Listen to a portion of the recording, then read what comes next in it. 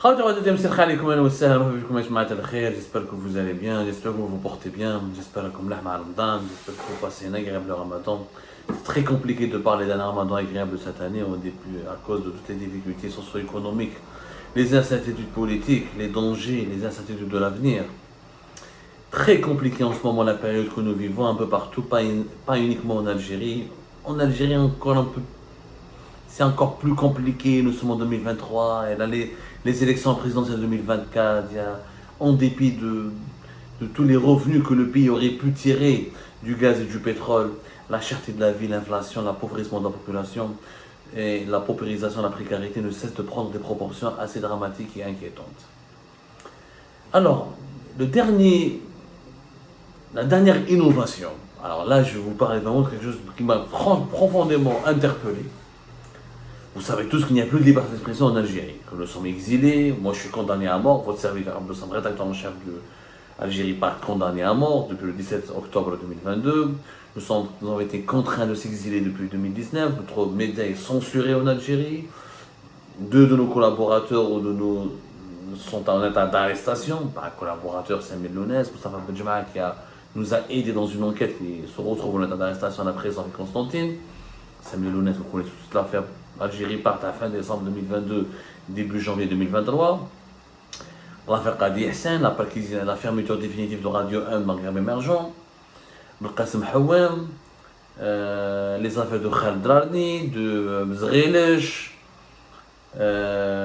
etc. Hassan Boraz, Saïd Boudour, le nombre des journalistes qui ont été emprisonnés, harcelés, contraints de s'exiler ou menacés par l'arbitraire de la justice algérienne et des services de sécurité, l'arbitraire sécuritaire et judiciaire, on a battu tous les records. En 3 ans, de 2020-2023, nous avons battu tous les records par rapport aux heures les plus sombres de notre histoire, comme la décennie noire, ou les 20 ans de règne de Abdelaziz Bouteflika.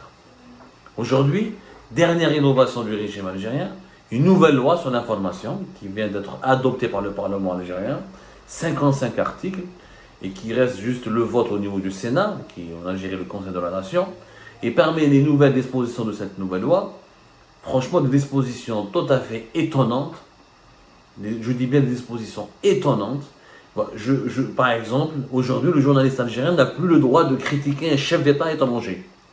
On n'a plus le droit, non seulement on n'avait plus le droit, c'est bon, on le sait, tu ne peux pas dire du mal, ni critiquer Al-Majid Tebboune, ni Saïd Chengriha, le chef d'état-major de l'armée, ni aucun des dirigeants algériens. Ça c'était classe, on a fait le deuil. Depuis 2020, c'est bon, avec la série d'emprisonnements et les lois liberticides qui ont été utilisées, comme au moins 8 journalistes ont fait de la prison de 2020-2023. Maintenant, cette nouvelle loi sur l'information, qui a été adoptée au Parlement le 28 mars 2023, il n'est plus possible de critiquer un chef d'État étranger. Je dis bien, il n'est plus possible. Que dit la loi ? Outrage, au cas d'un outrage commis par un média envers les chefs d'État étrangers et les membres des missions diplomatiques et consulaires accréditées en Algérie, ils exposent leur auteur à une amende de 100 000 à 500 000 dinars. 100 000 à 500 000 dinars.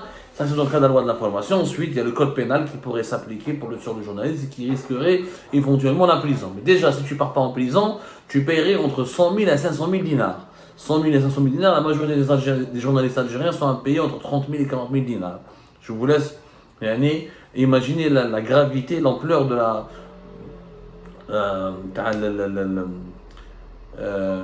gravité de l'amende. C'est une amende très très lourde. C'est-à-dire on veut vraiment étouffer les journalistes algériens et les empêcher aujourd'hui même de critiquer un chef d'État étranger. Ce qui est paradoxal et n'a aucun sens.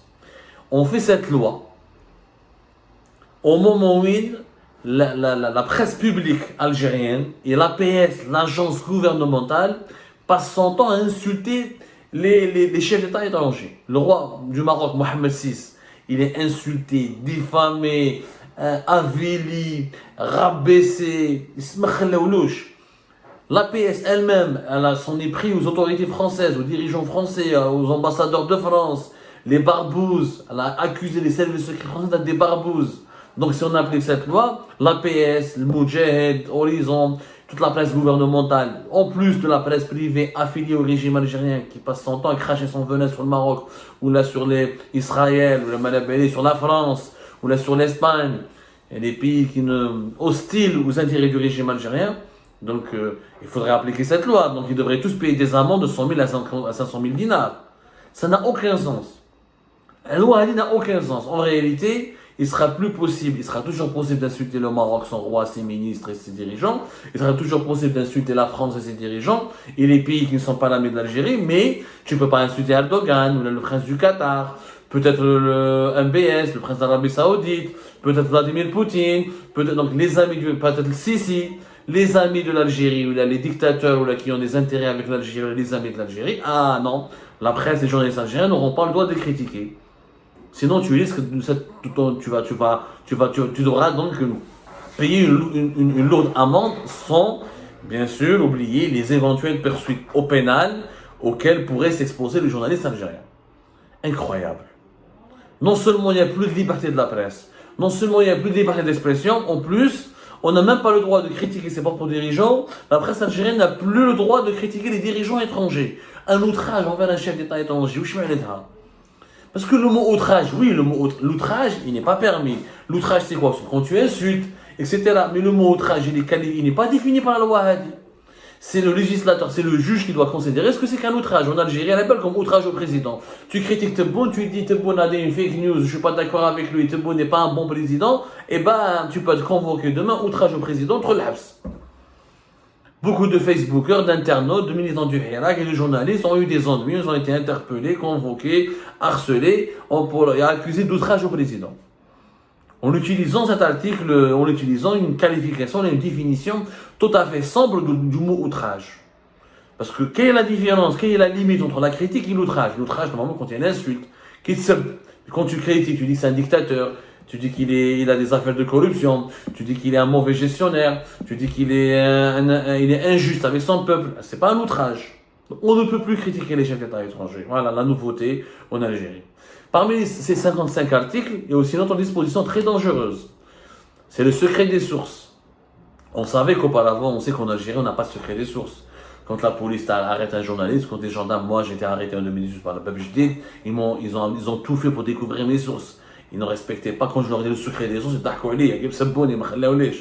le secret de source n'a jamais existé en Algérie. Sauf qu'à l'époque de Bouteflika, encore une fois, l'époque était beaucoup moins sombre, c'était beaucoup moins terrible. On avait une très bonne marge de manœuvre et on pouvait continuer d'exercer son métier de journaliste, même en subissant certaines pressions, mais sans crainte d'aller forcément en prison, en jonglant avec les limites. On pouvait faire des caricatures, on pouvait faire des éditos, on pouvait écrire sur les oligarques, on pouvait écrire sur les ministres, on pouvait écrire sur Saïd Bouteflika, on pouvait écrire sur Abdelaziz Bouteflika lui-même, sans être pour autant automatiquement convoqué ou la harcelé ou la emprisonné. Aujourd'hui, il y a une nouvelle loi qui stipule clairement qu'il n'y a plus de secret professionnel, que le journaliste doit donner ses sources à la justice si la justice l'exige. Dans le texte, le secret professionnel constitue un droit pour les journalistes, conformément à la législation et à la réglementation en vigueur. Ceci dit, il est tenu de révéler ses sources à la justice. Pardonnez-moi. D'autres tables. Tellement d'autres tables.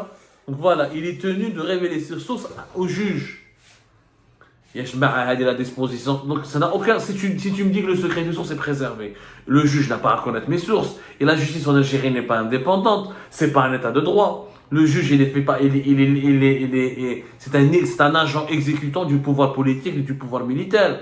Et c'est la justice qui cause problème. C'est la justice qui demande les arrestations des journalistes et qui les met en prison. Et les arrestations des détenus politiques et des personnalités politiques, des opposants. Et c'est elle qui a transformé le militant en un détenu politique.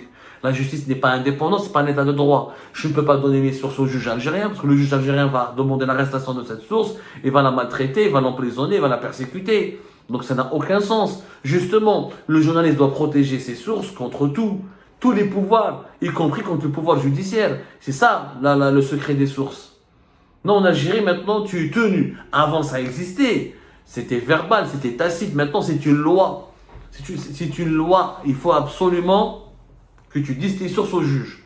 Donc à quoi ça sert d'avoir du journalisme? C'est quoi le journalisme? C'est avoir la capacité d'avoir des sources anonymes, confidentielles, qui te donnent des infos qui ne peuvent pas être dites ailleurs et que le journaliste révèle au nom de l'intérêt général pour informer l'opinion publique et pour l'éclairer.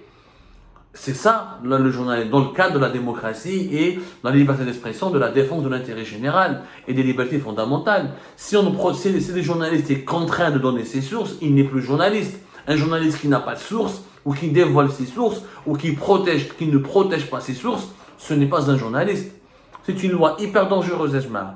Les autres articles. Il ne faut pas travailler pour un média étranger qui n'est pas agréé. Donc il faut avoir un média étranger qui soit agréé. Sauf que comment agréer? Les médias étrangers sont agréés suivant un procédé politique en Algérie.